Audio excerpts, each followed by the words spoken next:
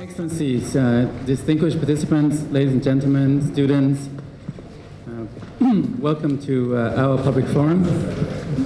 As we would normally do, let me first invite the Dean of the Faculty of Political Science, Professor Ek Tangsupvattana, to provide some opening remarks, and then we will proceed. Professor Paul Kelly, Ambassador Peter Prügel, Excellencies, distinguished participants, ladies and gentlemen, a warm welcome and good morning to all of you.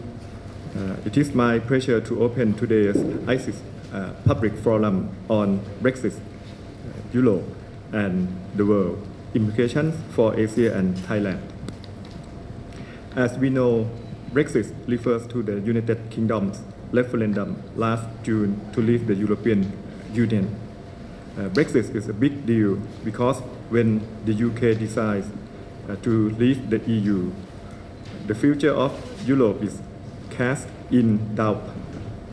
We are all affected by Brexit because the EU has been the basis of our international system of a path to global peace and prosperity away from war and violence.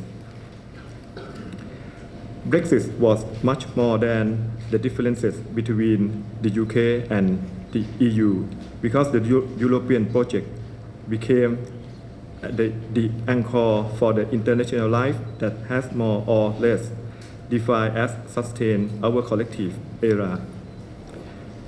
The EU has been the crowning achievement of the settlement that reconfigure and rebuild the world rather than the Second World War. It was the culmination of integration efforts that set out to turn our backs on the horror of war once and for all. This is why when a major member like the UK wants to leave, we have to pay attention. It is still early days and we don't know yet what Brexit will entails.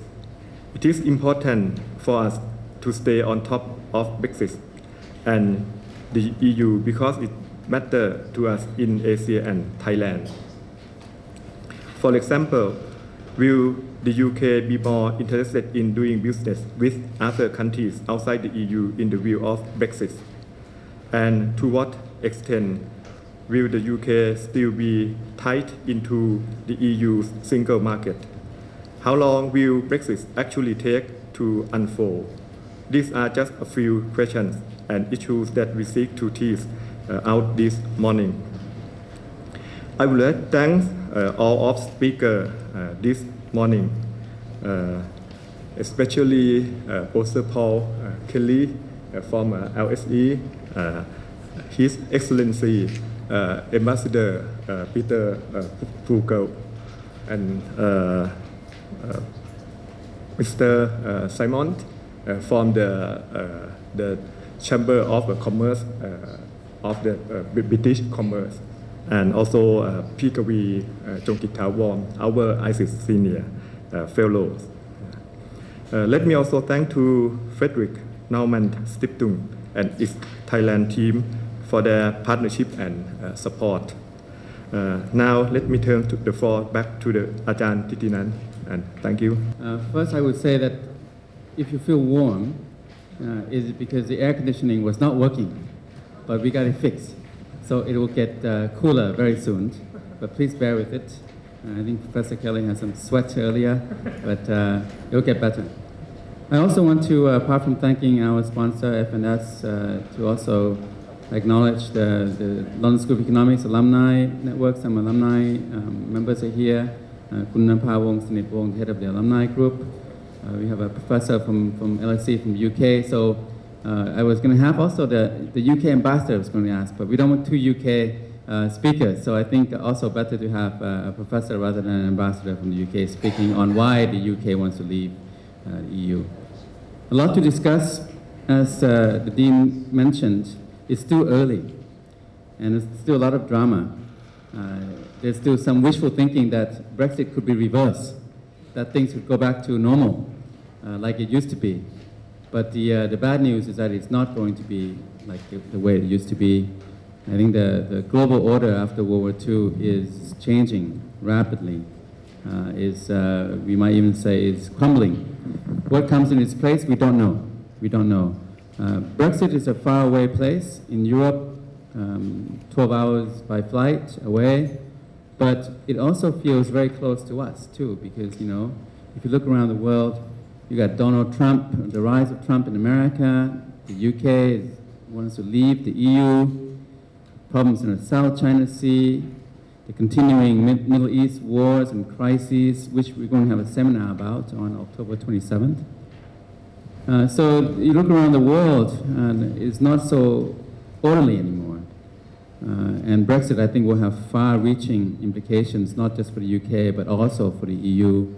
And we look forward to also having some reactions from the German ambassador, Ambassador Prügel. This time we're having a bit of an informal, sitting on a sofa, much more comfortable than a normal desk. So we will just all sit here.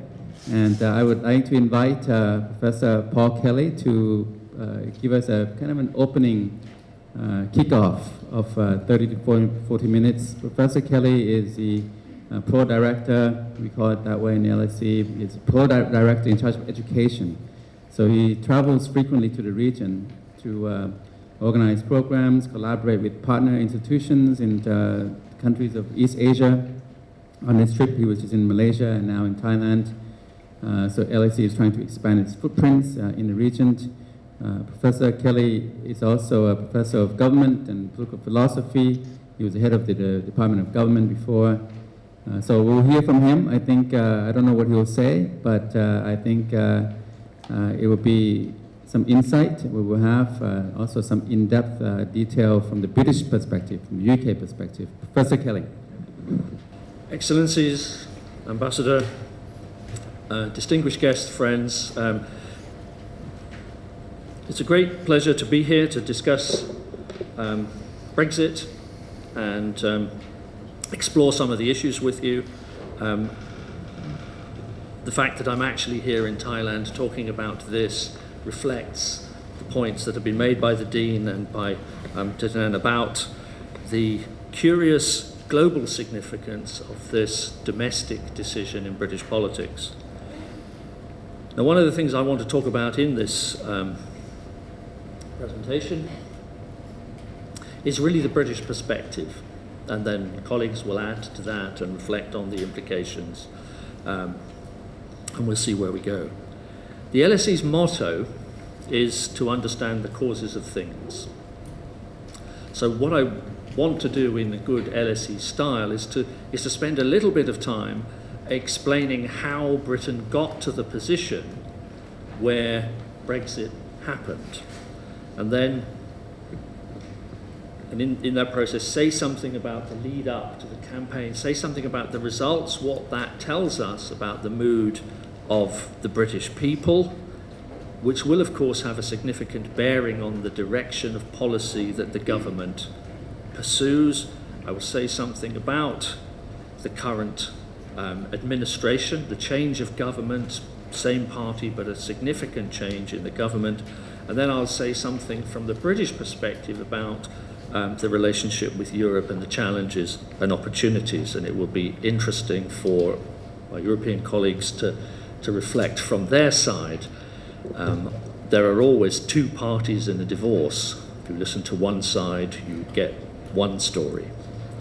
And then I'll conclude with some broad reflections on international relations and the opportunities that this holds. I think it's important to remember that whatever Brexit is, it's an unfinished project, and therefore there will be opportunities as well as risks, as well as costs, and it's important to see that. We are entering a new terrain where no one really knows what is the likely outcome.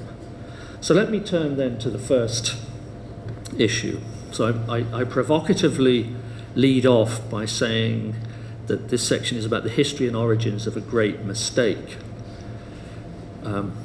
Now, I think it's important to understand why it was a great mistake. The idea that it was a great mistake is actually a quote from the former business secretary Vince Cable in the coalition government that David Cameron led between 2010 and 2015. And it is a view of many, many commentators and academics about the referendum campaign. So how did we get to this great mistake?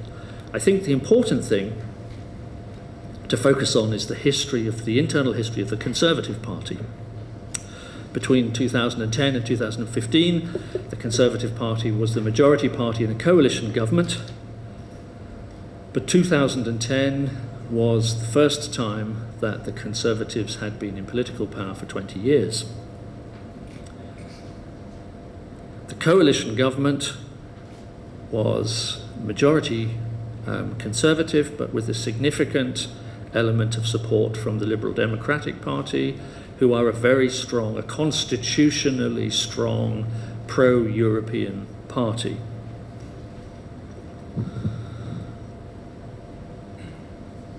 So you had a government that was very sympathetic to, up to a point, the European project, but a political party that had become progressively more hostile to what we call in Britain the European project, to Brussels, and to the European Union more generally. And this goes back to 1975. Britain entered what was the European Economic Community under the leadership of a Conservative Prime Minister, Edward Heath, in the early 1970s. The second major political party in Britain, the Labour Party, a broadly social democratic centre-left party, was originally very hostile to joining what was considered a capitalist club. It was much smaller at that time, and it was seen very much as a closed European capitalist club. It was the Conservatives who campaigned for the admission to the EEC and for our continuing and growing membership of the European project. 1975, Britain had an in-out referendum, a referendum on whether accession to the EEC was the right thing, and the result was a strong endorsement of continued membership. The Labour Party had introduced that. As we all know, towards the end of the 1970s, Mrs. Thatcher came to power within the Conservative Party, subsequently leading the government in 3 successive administrations and transforming British politics, opening up Britain to a more laissez-faire economic policy, free trade, international globalizing. Mrs. Thatcher was supportive of what was the European community, and although she liked to be she liked to assert her independence from other European leaders, she was very much with some version of the European project. Of course, she had a very particular view about how it should develop, and that didn't always chime well with significant leaders within the European community at that time, but she was a supporter of this. At the same time, her party was changing. The party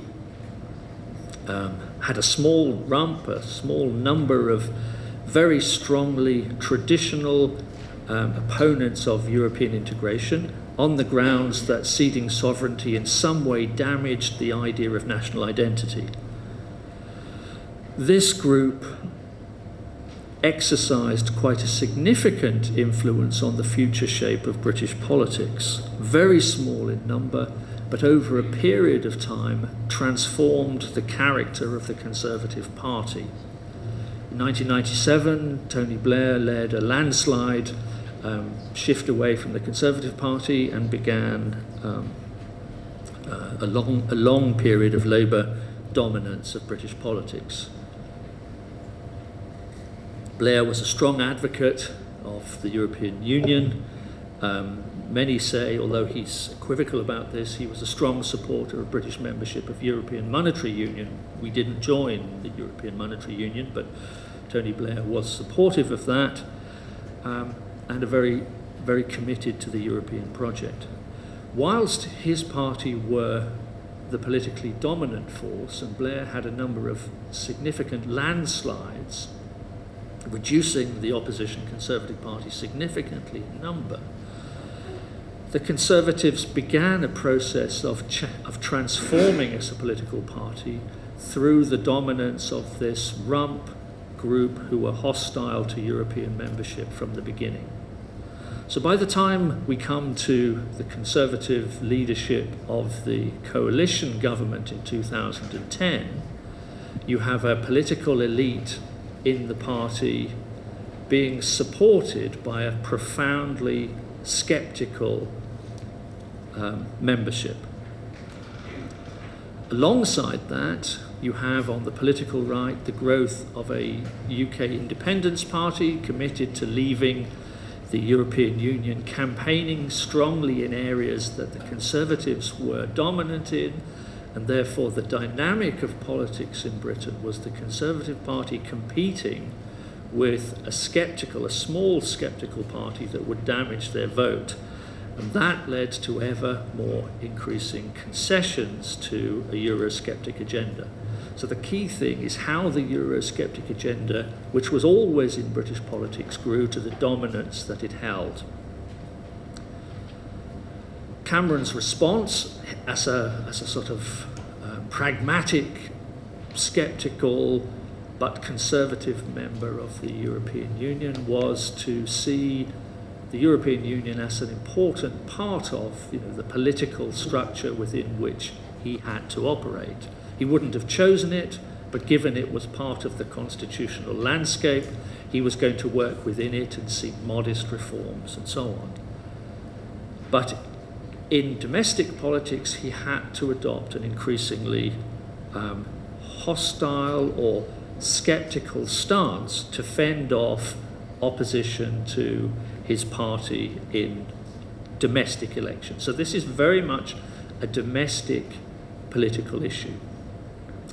And to that effect, he entered the 2015 election with a manifesto commitment to holding a referendum, an in-out referendum on the European Union, to keep his party together, to position his party in relation to the Eurosceptic opposition from the political right, but, and this is the crucial point, with the underlying thought that he would not have to act on that referendum commitment. The expectation of the Conservative Party in 2015 was that they would be the dominant party, but nevertheless a minority. They would be leading another coalition government, and as part of the coalition agreement, he would negotiate away the referendum, because that would be the bottom line for agreement of any of the other parliamentary parties. The Scottish Nationalists, the Liberal Democrats, the Labour Party at that time would have made that a condition of going into coalition. So Cameron did not think he would have to act on the referendum commitment. The surprise was that in May 2015 he won an outright majority, a small majority but an outright majority, and therefore was required by his party to act on the referendum commitment quickly. Consequently, we had a rapid move to the referendum, to hold it within the first year of the government, and to try and get it out of the way while there was still enthusiasm for the government. And this is where we ended up in June 2016. The failure of Cameron's EU negotiations to provide what the British government would be looking for now, which is some access to the single market but with controlled migration, that was not on offer at the time. He went back to Parliament and went into a broadly sceptical referendum campaign. The other point I just want to pick up on, the fourth point, we'll come back to this as I go through. What happened in the referendum was also determined by the positioning of a number of key rivals to Cameron in the Conservative Party. particularly Boris Johnson, a long-time friend and ally of David Cameron, who led the Brexit campaign, a politically popular individual, a lightweight politician in the sense of being personable but carrying very little ideological baggage and commitment, a very political politician rather than an ideological politician. So, 2016, we have the referendum campaign. I have some slides which I will zip through fairly quickly, but this one I think is perhaps the most important. There are a number of elements of this. If you look down the rows, you will see that the distribution, 52-48, 52 leave, 48, was about constant across gender. But when you look at the age of electors, it's extremely, it's significantly different. The voting group of electors between 18 and 24, 73% were in favour of remaining in the European Union. When you move up to the next cohort, 25 to 34, 62%. 35 to 44, still a majority. It's only once you get beyond that, once you get to the more elderly cohort of the population, that you start to see a clear move, demographic move towards enthusiasm for leaving. The other thing to look at is the four bottom lines. So if you see this afterwards, these are indicators of social class, okay? And class difference, AB, which is the fourth row up, basically professional classes, okay? Those who will have had a university education and be in professional careers significantly break for remaining in the European Union over leaving. The key issue underlying this is actually education. The cohorts, the cohorts of the younger population are more likely to be university educated or educated to a higher degree in the school system. It's the elderly that are less likely to be university educated because of changes in our society over the last 30 or 40 years. The proportion going to university is much greater. If you were to take the 65 plus group and split that in terms of university educated, non-university educated, you'd see something like the 18 to 24 cohort. You'd see a significant support for Remain, even by age. So it's ultimately education that shows here. And that, I think, guesswork, but more demographic work would show, that goes to those who are better able to understand the benefits of globalization, who see the challenges of economic transformation in ways that are less threatening to them because they have the possibility of mobility. They see opportunities, even if they're not opportunities they're going to take. These slides I'll skip over because, again, they tell something of the same story and they map constituencies. If I was going to talk at much greater length about British politics, these slides basically show where those key facts sit on the electoral map. But I'll just say something about this referendum by region.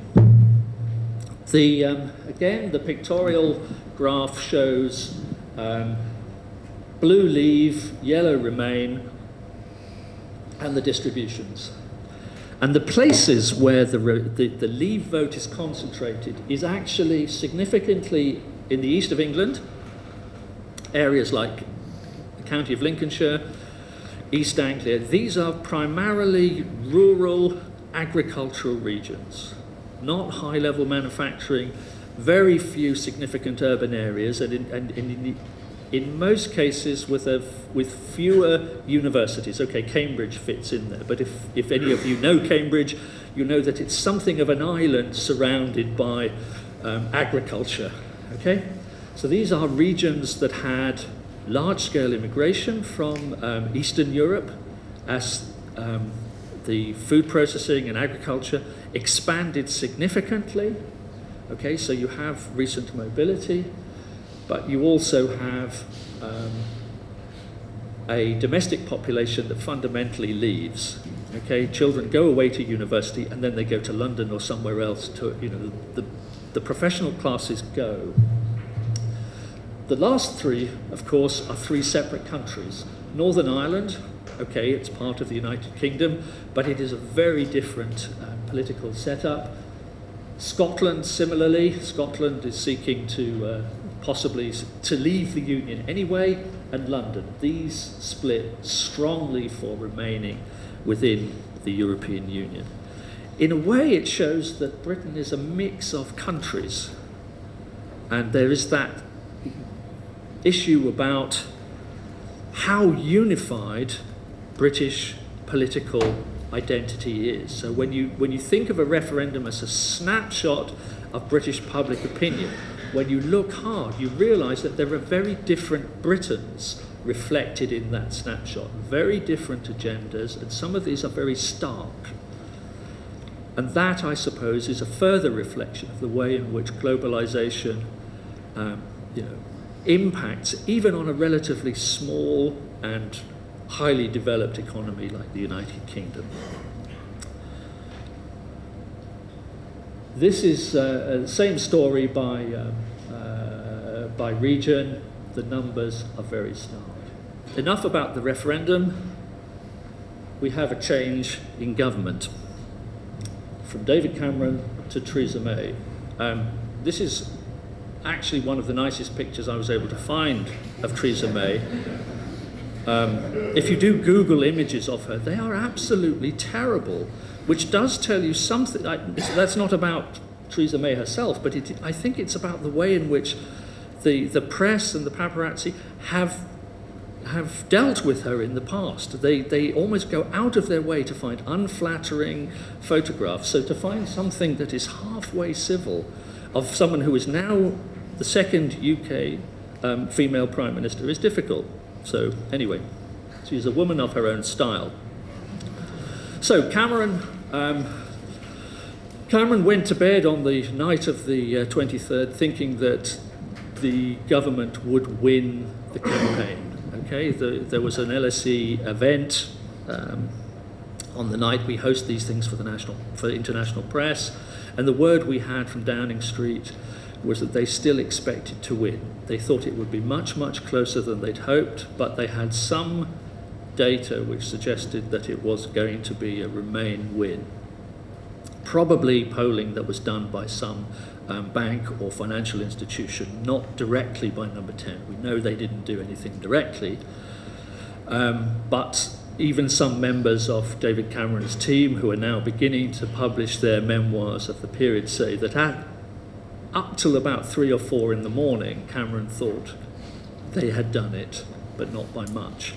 Interestingly, the vociferous and vocal leader of the UK Independence Party, the main opposition to the European Union, conceded at 10 o'clock when the polls closed. Nigel Farage did what he normally does, which was to concede defeat. He then unconceded later on in the evening and then did a tour of celebrations later in the day. But the expectation was, even on the night, that this was going to be close, but like the Scottish referendum, it would be something that Cameron would win. Once it was clear he had lost, which was about 4 a.m., he made a quick decision that he had to resign. There was no prospect of him continuing to lead the negotiations for Brexit. And that he was no doubt right. He had failed to get a deal which would carry the British electorate, and the idea of going back to the European capitals to get a second version of that deal was unrealistic. So he took the right decision. I think that will be one of the few things that history judges him well on in this whole difficult story. That left us without a government, effectively, certainly without a lead on the most momentous decision that the British have taken, certainly in the last 5 decades. The Conservative Party have the right under the UK Constitution to identify and recommend to Her Majesty the Queen the next Prime Minister. So it becomes the selection, the development of government becomes an internal party matter.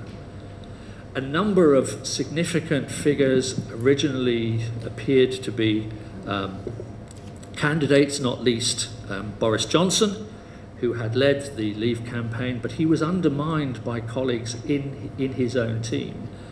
And that left the floor clear for Theresa May, formerly the Home Secretary, responsible for domestic affairs and security and so on, to become the only viable candidate. Wisely, perhaps, the powers that be in the party decided that an election which could have run on basically till now was not in the interest of the government, and she was appointed Prime Minister by acclamation immediately. Her response in leading the government was to make the gnomic announcement that Brexit means Brexit. And we all went away for the summer thinking, okay, and what does that tell us? What was absolutely clear is that there was no plan on either side for what Brexit would mean. Okay?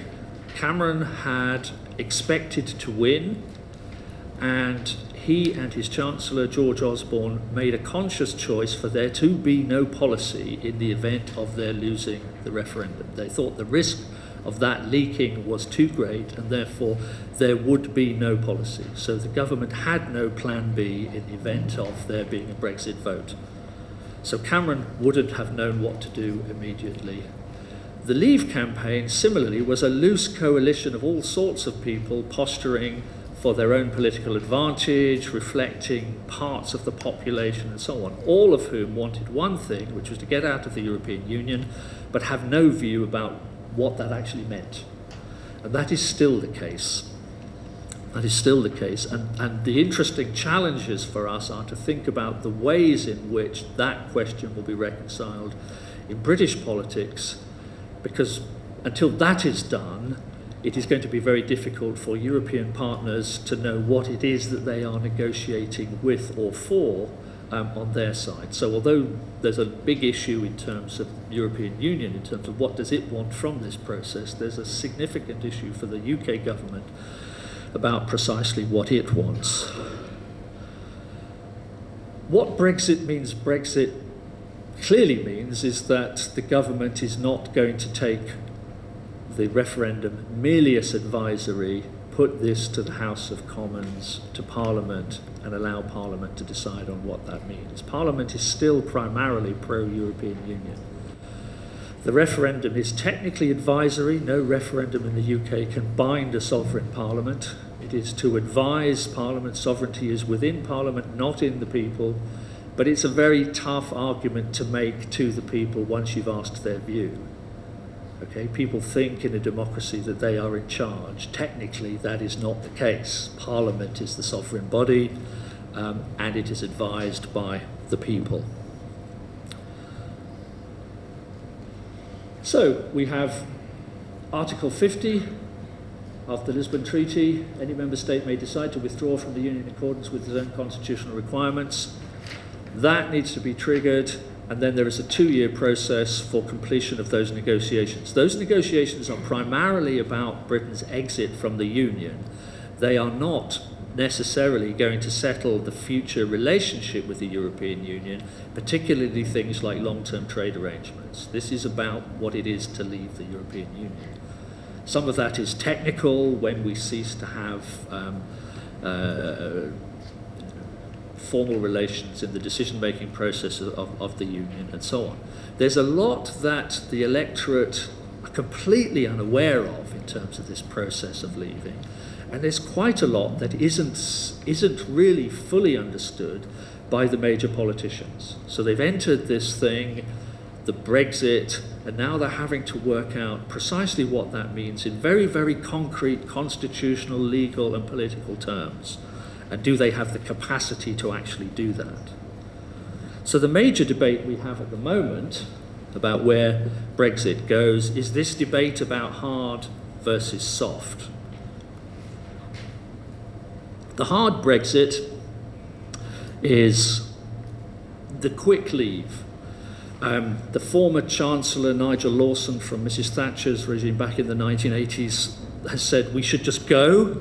We should, trigger Article 50, tell Europe we're going, pass an enabling act in Parliament which repatriates all European legislation, and then over time we sort that out ourselves, and it's quick and it's brutal, but it gets done.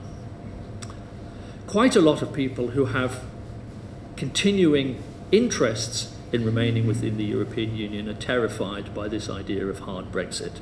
Hard Brexit means we would neither be in the European Economic Area, nor would we be in the European Free Trade Area, so we would not have any of the benefits of remaining within the single market. We wouldn't pay anything in, we would have complete freedom to regulate mobility, but we would have all the costs that go with that and the political consequences. Many of those who support hard Brexit have a very, very high opinion of the UK's standing in terms of its bargaining power in relation to this. They may be right, we'll have to see, but they take very much the view that Europe will have to do something to continue to benefit from an association with the United Kingdom, and therefore we exploit that opportunity. Soft Brexiteers are those who particularly look at the impact of leaving on the City of London, UK financial industry, a very significant part of our economy, and see the risks that come from losing passporting rights for financial services.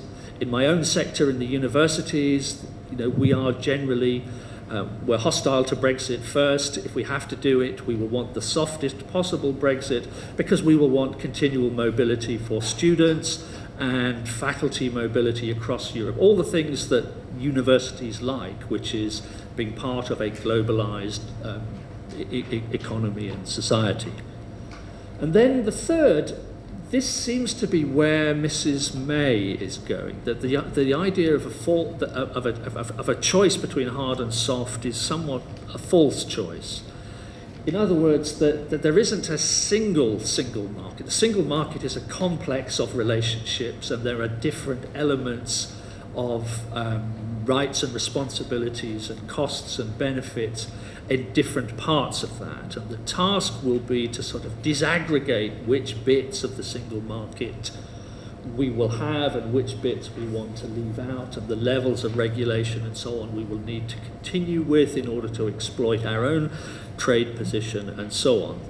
In other words, May seems to be moving to something like a bespoke deal for the UK, which wouldn't be straightforward in or straightforward out, or one of the current candidates, the European Economic Area or the European Free Trade Area, Norway or Switzerland, are possible models that we're rejecting. Of course, whether we get any of this depends on what our European partners want. And the idea of a bespoke deal that is unique for Britain is a politically problematic one, because I'm sure every member state would like precisely that for themselves. The bits of the European Union that suit them without the bits of the European Union that they don't like. Benefits and no costs. Who doesn't want that all the time? The three Brexiteers, these are the three figures who are leading, who Mrs. May has put in place to lead the negotiations and the post-Brexit opportunities. David Davis is the Secretary of State for leaving the European Union. That's his technical title.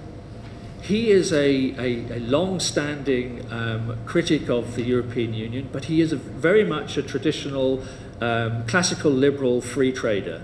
So his concern is the technical one about shared sovereignty, and his role is probably the most significant of the three, because he will be the one who will be leading the Brexit negotiation process, when he has a staff who can actually do that for him. Liam Fox is again a long-standing Atlanticist. He would rather we were in some kind of union with the United States than the European Union. He is responsible for international trade. He is the Secretary of State for International Trade, a role that is a kind of empty set at the moment because we are still a full member of the European Union, and therefore we cannot engage in trade negotiations on our own part. So apart from going around and shaking hands with people, there is nothing in a way that he does at this stage. So he can have, conversations with, Malaysia or Australia about, reopening the Commonwealth, but no negotiation.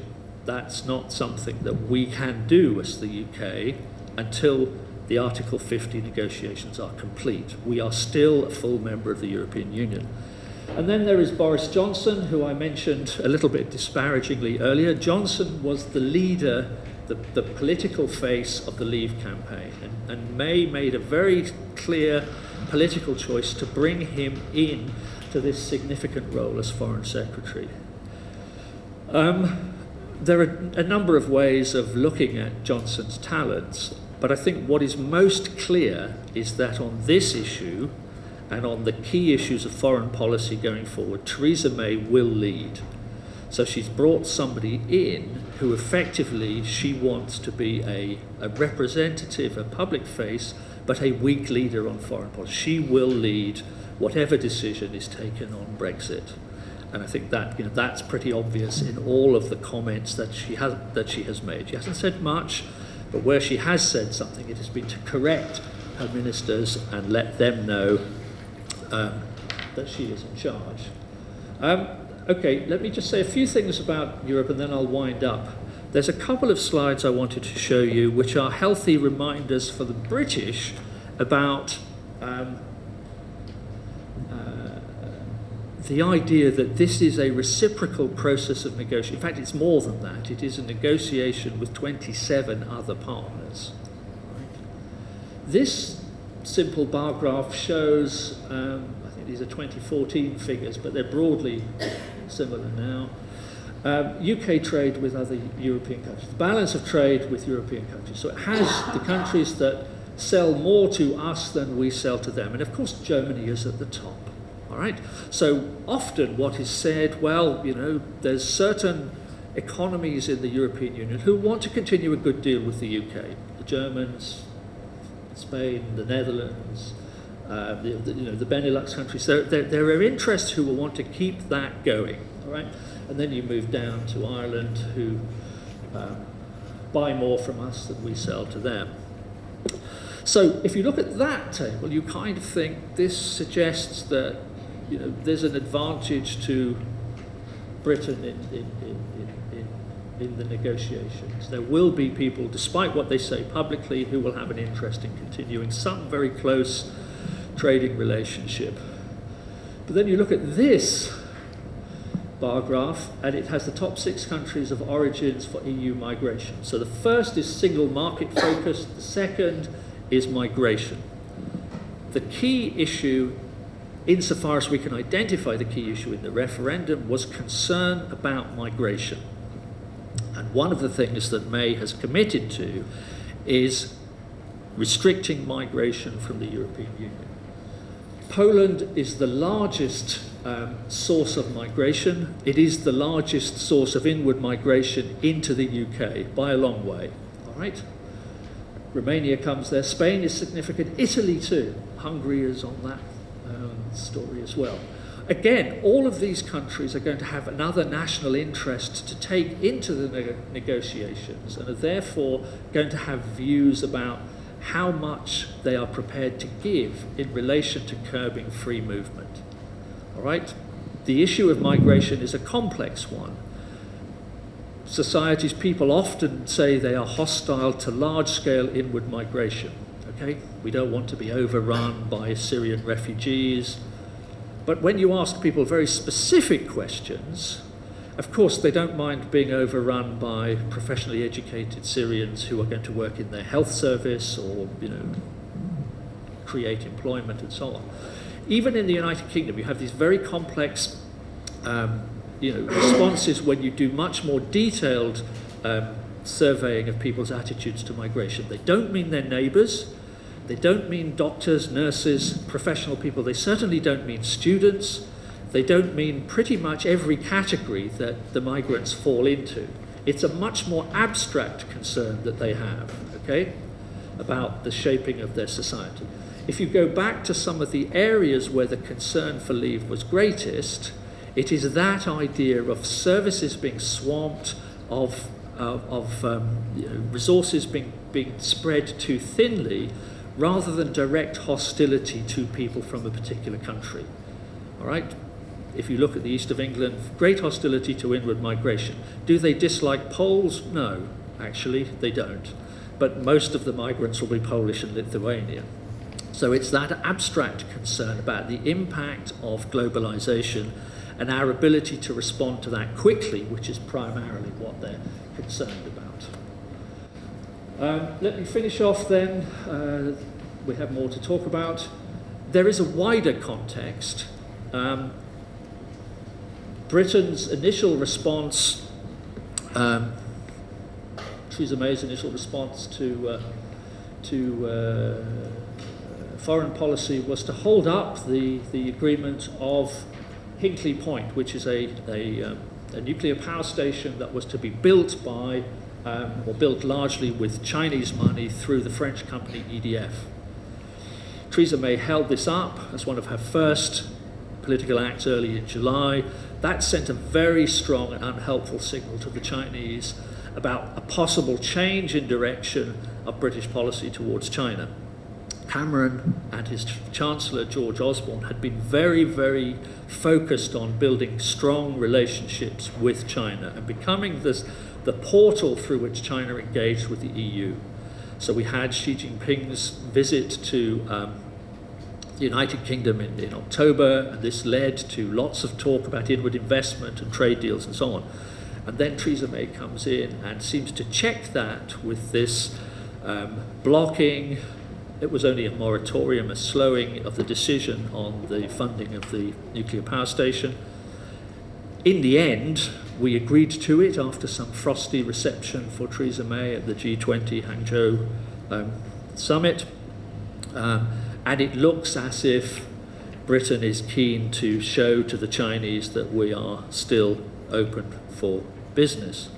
So this throws up the question of what really has changed. So there's a lot of superficial political changes which possibly suggest very little long-term structural changes, but there are significant global challenges which we have not thought about in the process of moving towards Brexit.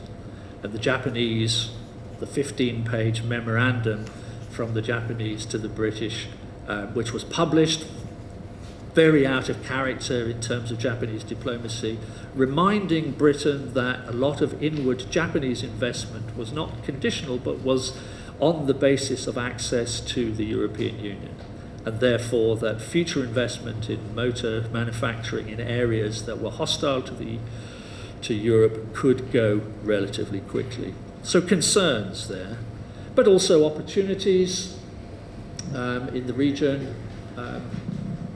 Just one country locally, Malaysia was one of the first countries to indicate that it would be open to a free trade deal with the United Kingdom, going back to its sort of colonial connection with Britain. Other things are going to be, we'll hear a little bit more about how regional issues come into play. So let me just wind up then. What does the future hold? This is not science. We don't know what is going to happen, okay? So we're trying to understand how we got to where we are and what are the possible ways forward. But this is politics, and there are a number of ways in which Brexit could go. One thing we have learnt over the last few months is it's not all gloom and doom. Economic catastrophe did not happen. The global financial system did not crash. The Bank of England did have a plan, partly just to slash the price of the pound significantly, but things happened that stabilised the impact on the global economy. For now, we are still some way from seeing what Brexit implies for Britain and its global position, or the impact it has on stability within the European Union, which has its own concerns. There remain serious challenges for us, but one should always remember that economies, particularly mature economies, are dynamic. You know, in the long run, we're all dead, as Keynes said, but in the long run, economies adjust, and that's important. So, and then there are other big issues. In November, we will know what the United States decides in terms of its president, and we may find some consequences which make Brexit rather less significant. And with that, I think I will draw this part of the session to a close, and I'm happy to hear your views and the views of colleagues on the panel in terms of where they see the impact of this big change on the region. So thank you very much.